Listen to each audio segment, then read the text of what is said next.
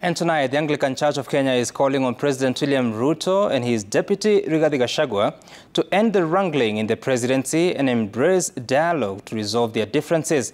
ACK Archbishop Jackson Ole Sapit has warned against early politicking and called on leaders to channel their energies towards service delivery ahead of the next general election, which the Anglican Church leadership says is still far away. And as Emily Chebet now reports, the religious leaders have also called for the withdrawal of the Religious Organizations Bill 2024 proposed by Tana River Senator Danson Mungatana. Differences between President William Ruto and his deputy Rigathi Gachagua, marked by the latter's revelation that he has been frustrated by senior government officials and is kept out of presidential functions. The Anglican Church of Kenya is calling for sobriety. As a church, we don't advocate for the impeachment. We ask those who are advocating for it to embrace dialogue, and we want to call upon the two to sit the way they sat when they agreed to work together, so that Kenya is not put in the kind of division that they are putting today. We can now see the country has been put in a campaign mode.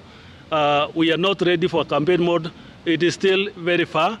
The Anglican Church asking political leaders to prioritize national cohesion, the fight against corruption in the public sector, weeding out ethnicity in the national and county governments, and serving the people of Kenya for the remaining term.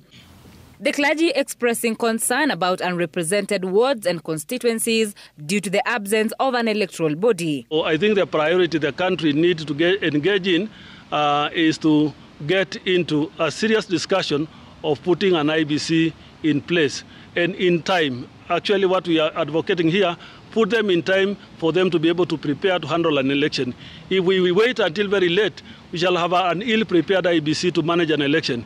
It will be disaster for this country.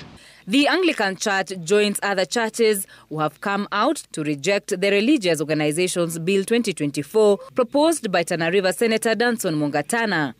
The church has not agreed that it has not been able to manage herself, and that's why we cited we have our constitution.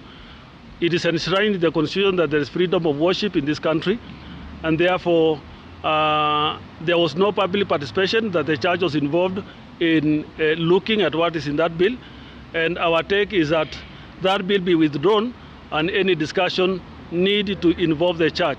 The Mungatana bill proposes 5 million Kenya shillings fine or 3 years in jail or both for any religious leader who operates an unregistered organization. The bill also seeks to introduce taxes on income, gifts or profits generated from the church, among other regulatory issues. The voices of the religious leaders rejecting the Mungatana bill continues to grow, even as they weigh in to the national issues. According to the church, they can regulate themselves and they do not need any political formation to tell them what to do. Emily Chebet, Citizen TV, Nairobi.